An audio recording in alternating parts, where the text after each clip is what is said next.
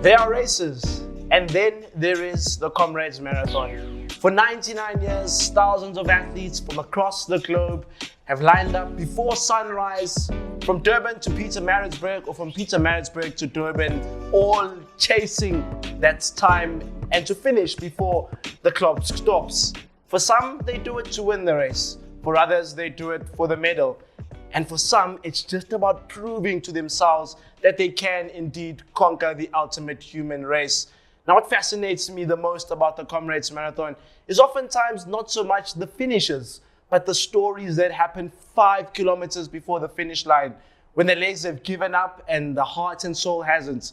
The stories of a daughter and a father who've had a lifelong dream of running the race together. The stories of an elite athlete now stepping into unfamiliar territory and seeing that talent alone is not enough. The stories of ordinary South Africans that wake up every morning before dawn to prep and attempt to do what most would think is impossible. So with that being said, welcome to it. This is episode 3 of the Central Gauteng Athletics Podcast. Now this platform that we've opened up as Central Gauteng to keep communication with our athletics community. And my name is, of course, Thando Mchiako, your host, and it is a pleasure to anchor this episode 3 for you. And it is a particularly special one where we focused on the 99th running of the Comrades Marathon and the 50th uprun of this particular race. We'll have 3 guests that we'll speak to in this particular episode. We've got Gladwin Mzazi, a man who you know over the 5, 10 and a half marathon distances. He tackled his very first ultra-human race. We'll see what he says about that. And then we've got 2 special stories from Michaela from Niekerk, who ran her first and was one of the youngest female finishers who was running with her dad. And then we end off with Mr. Peter You're Next, one of the most favored runners who makes running look easy. So whether you're thinking about your first entry, whether you've ran this race and won tips, this episode is for you. So let's get right into it. I'm joined in this first segment by a man who you know over the smaller distances, 5, 10, 21. He's got a best over the 21 kilometers of 61 minutes. He ran it some time ago, though, to be fair. And then over the 10 kilometers on the track, he's got a sub 28. But most importantly, he ran one of the most difficult medals that you can get at the Comrades Marathon. Sub 6 hours and a Woody Haywood medal for Gladwin Mzazi, ladies and gentlemen. Danko, Gotman, thank you so much for joining us. Thank you very much for having me. Sure, man. When we think of you, Gladwin, I mean, I've mentioned some of your times on the track and in shorter distances. You're a track guy, you run short races. What about Comrades made you think, okay, I want to do this thing? Well, you know, all the athletes, especially the marathoners, they say, if you haven't ran Comrades, you are not really an athlete. But for me, that didn't bother me that much because I still had a lot of plans for short distances. Then I decided that maybe closer to exiting my career, then I'll run Comrades. So when is the moment for you where it happens with, you know, I'm signing up, I'm training to qualify? When is that exact moment for you? For me, actually, I started around about late last year, said no, next year I must try Comrades. But I'm more good on the up runs, so then it's better if I start with the up run. Then I decided there was a race in Pretoria, it was a 60K. Then I said I should test myself there. If I can finish it, then I'll know that, yeah, I'm ready for Comrades. Then I went and the rest is history. Wow, incredible. Of course, the training for Comrades looks a lot different than it does to for the races that you're used to running. What about the training was different from you? And did you realize in your training that I'm training for a different type of beast here? Yes. With Comrades, it's very difficult. You need to have a strong team behind you. I mean, my training on weekends would start as early as 5:30.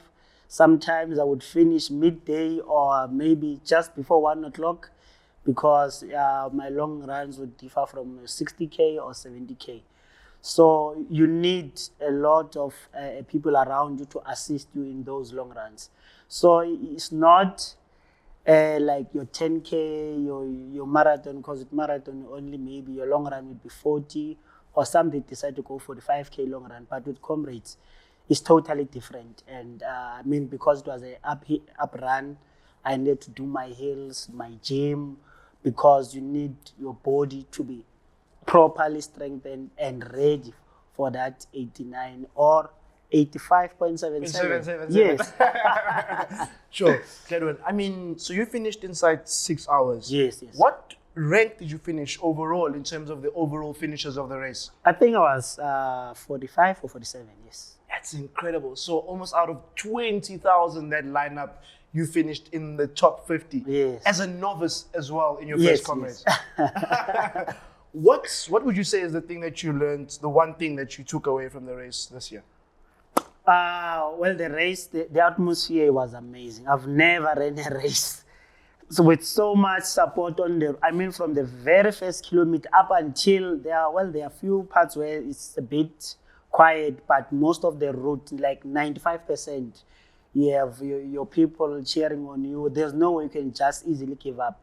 But from the elite point of view, I realized that you need a lot of support. You must have a strong team behind you on the day, because if you really want to make it in that top 10, you need to have your team hands-on so that nothing can go wrong on the day. It's only that 5 hours 15, then you need everything to be correct. You cannot have mistakes along the route.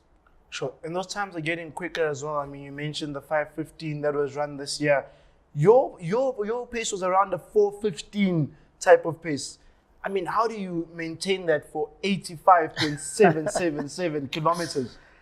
I mean, for us, the elite, when you say maybe winning average pace was maybe just around 340, if not 335. But remember now, these are the guys who are able to run like 310 over a marathon or 315.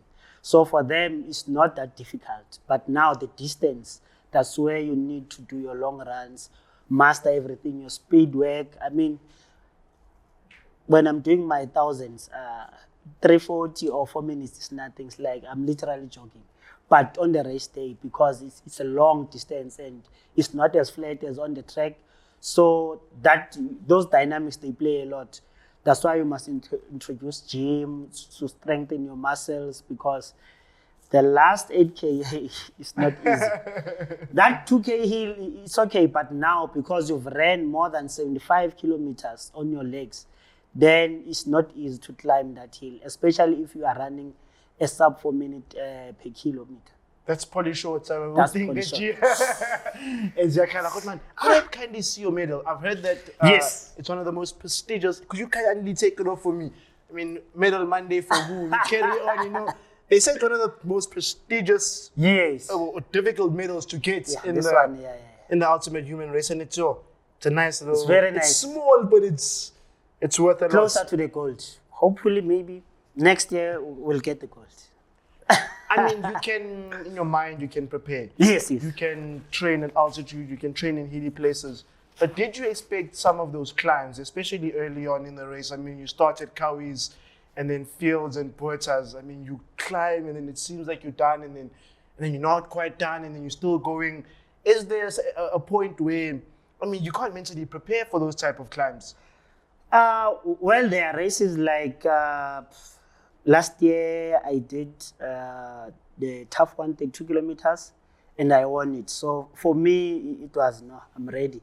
I'm ready for the hills. And in Naturena, where I train, there's lots of hills, also R82.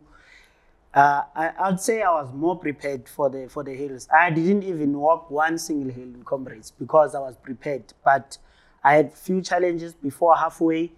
Then I automatically shifted the focus to say, you know what, there's no way I could make top 10, but now because I'm having these challenges, the better way is just enjoy the race, finish sub 6 hours. And I enjoyed the race, besides not making it in top 10. And remember, it was my first Comrades.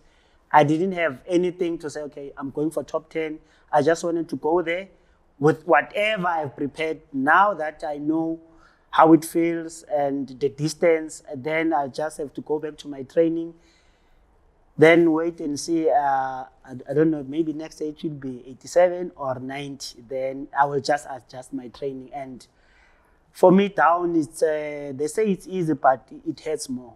For me, I always prefer up because downhill, those guys are flying. You're already going into next year's 100th race, which Yes, means we've taken some of my later questions for you. But before we get to next year, there's an increasing question, and the importance of nutrition in running has been emphasized a lot, especially for your ultra races like the Comrades Marathon.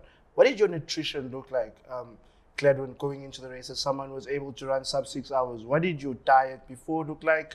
During the race, how did you keep nutrition? Can you take us through some of that? But luckily, I don't know if I should mention because I have a sponsor for that.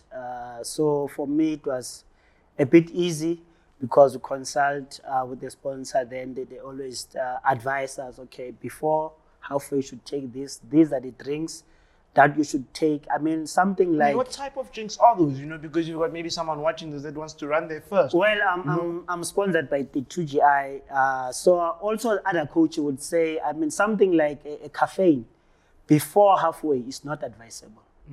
Because now your heart rate will start racing even before halfway. So even with us, we have our G shots. They have caffeine, but we are advised not to take them before. Before that, you can have your Enjoy, our gels, but they don't have the caffeine. The caffeine, you save it for later, maybe around 70 or 75K. So your nutrition is very much important.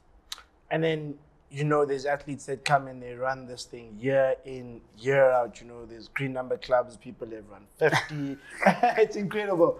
Have you gained a newfound respect for those people that come and they run it every year as someone coming from the shorter distances? Yes. I mean, it's always nice to be there. The atmosphere, once you've started, I think you want to go back again because of the environment and everything. But for me, I don't think I'll just 10 for me is too much. Maybe max 4.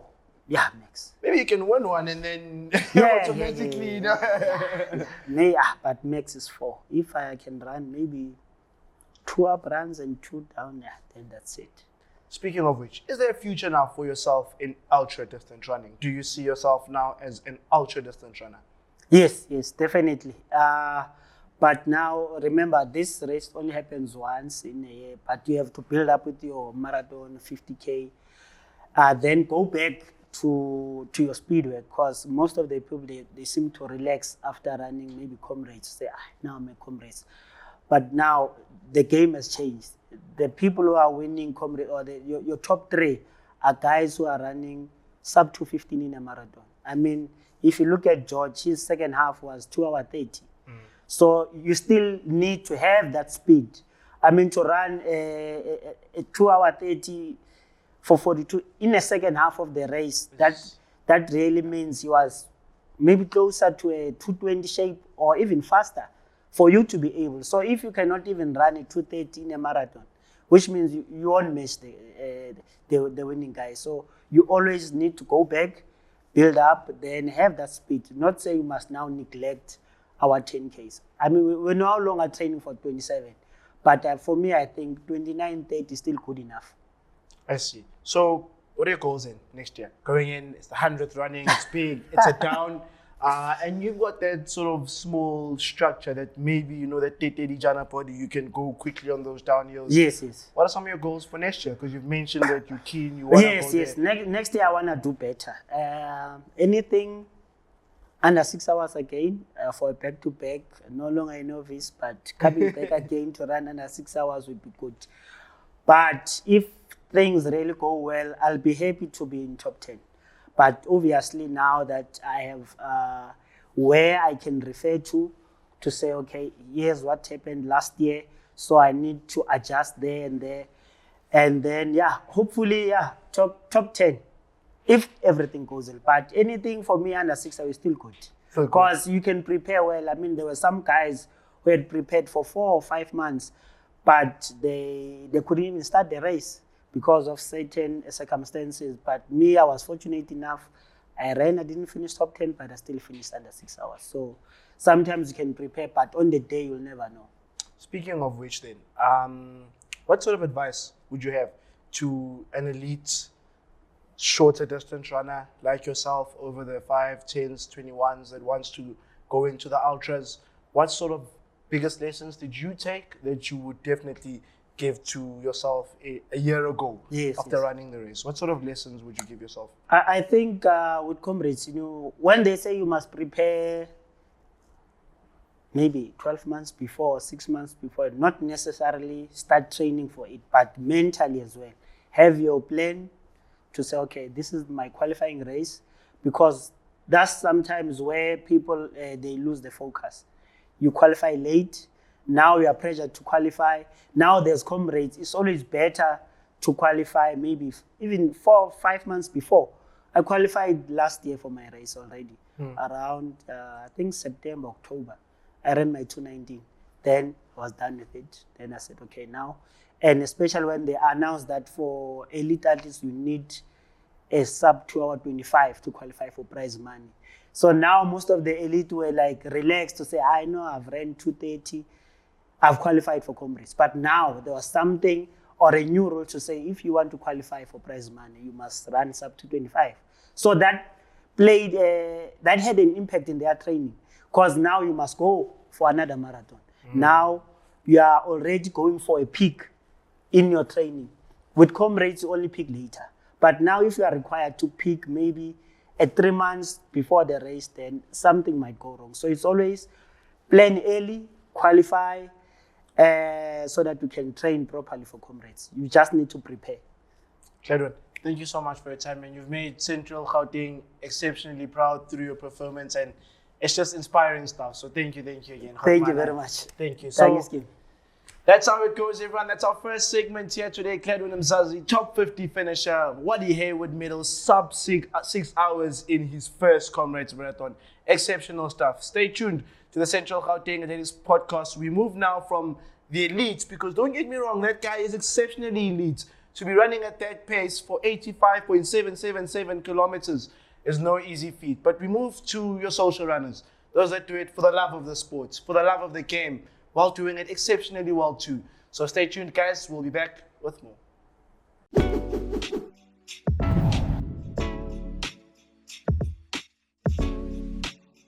The Comrades Marathon is not just about the elites or the top 10, or at the very least those that even finish within sub 6 for the Wadi Hayward. It is about you and I who think about running the race and then eventually have the courage to run 1, 2, 3, 4, and many, many more. I'm joined with Miss Michaela van Niekerk and Sonto Ngomane, better known as Better Your Next, and they join us in the next segment here on the Central Gauteng Athletics podcast. Thank you so much for joining us. Incredible achievements, wow. How was it running your first?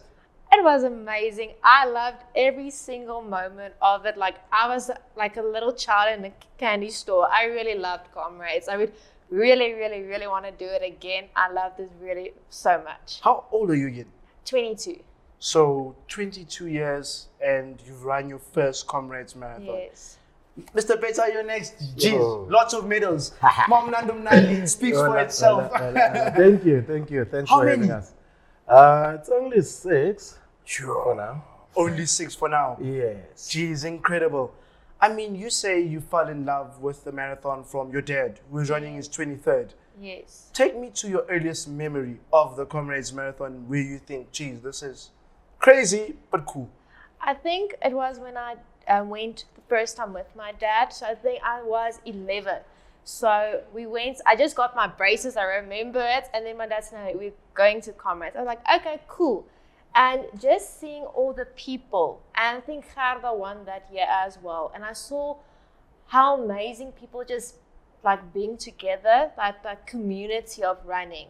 And the training my dad has done over those years, I was like, okay, now I want to do that. I also want to do it next to my dad. I even got a t-shirt that still fits me actually, that I said, when I do it, I'm going to do it with my dad in a few years. Yes. And yourself, so what's your earliest memory where you saw the race and you're like, you know what, I want to give it a try?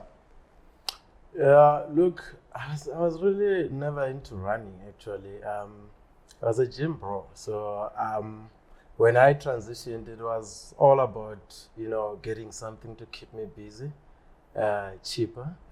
So, yeah, so I started running, and obviously seeing the, the vibes that you get in running, I wanted to get into the challenges, and I couldn't think of any better challenge than Comrades.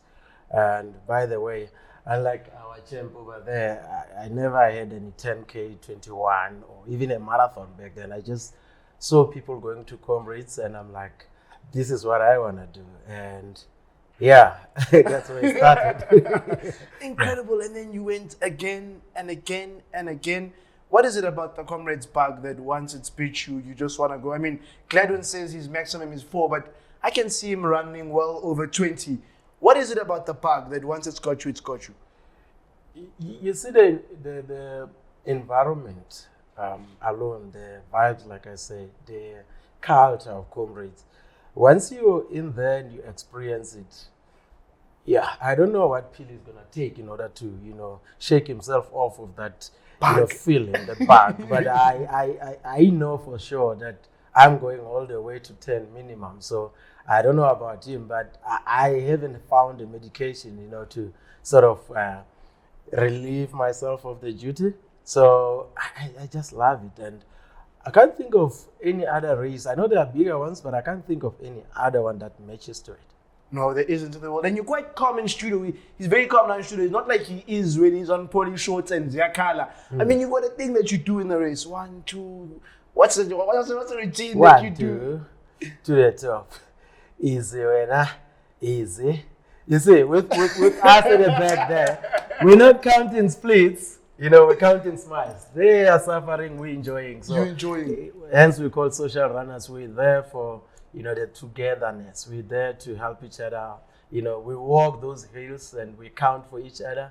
We do the pole to pole in order to get to the next segment, while still breathing in order to finish the race and get that medal, no matter which color of the medal it is. So it's a bit different when it comes to them. I always say that they're at work and we're having fun. And you're having fun. Yeah. Michaela, what time did you finish? 10:40. 10:40. Can I see your medal? Yes. Prestigious little thing, eh? Like we say, Medal Monday carries on. Wow, it's small, but it's brilliant, right? Yes. I'm not gonna ask you to see all of those now. But geez, that we can zoom out camera on them. That is 6. What's your best medal then? What's your best time? My best time is actually this year, and it's 9:12. And unlike her, I had to start all the way back then. 11:55 I started in 2019. So yeah, she's quite. Oh, 11:55. That's shaving it close. That's when the bus is coming in and. Look, with some of us, even qualifying was a mission. We had to fight. That's why I don't envy the elite life. It's not for some of us. So at 10:40 is the first one. It's incredible, man. I mean, let's speak about some of that preparation that you say you saw your dad go through, and you said you want to put yourself through this harassment as well. What did that preparation look like? Humbled me. First, when I say Comrades training, it will humble you to many, many, many levels. And if people tell me, oh, I want to do Comrades, I'll be like, okay, cool. I'm rooting for you. But that training, it's waking up early in the morning. So I ran for JP, and we need to, I think we start at just before 5. We need to be out on the road, ready to go for a 10K. On Wednesdays, we do 15 kilometers. And that's including hills. We do a lot of hills. And what my dad did is what I'm very grateful for. Not a lot of people have experience next to them. I had experience next to me. They can tell me, okay, watch for this hill. You need to practice this. So one fond memory of the training that nearly it killed me is in March. We did Linksfield Ridge. It's a 1 kilometer hill, and I think the elevation is 100 meters for 1 kilometer. And we went 18 up and 18 down. We went, I think, and then we did a 2 kilometer shaker, 38 kilometers with an elevation of 1,800 meters. We trained. And that humbled me. We did it in 5 hours. I told my dad, is this how Comrades is? I give it to you. And my dad, how he normally used to train, he would train with a tire. I kid you not. He would train with a tire, run to his friend's house, then they do their normal run, and then he runs back with the tire home. Oh my word. So when I saw that, my dad is one of the sweetest person you'll ever meet. Is like a teddy bear.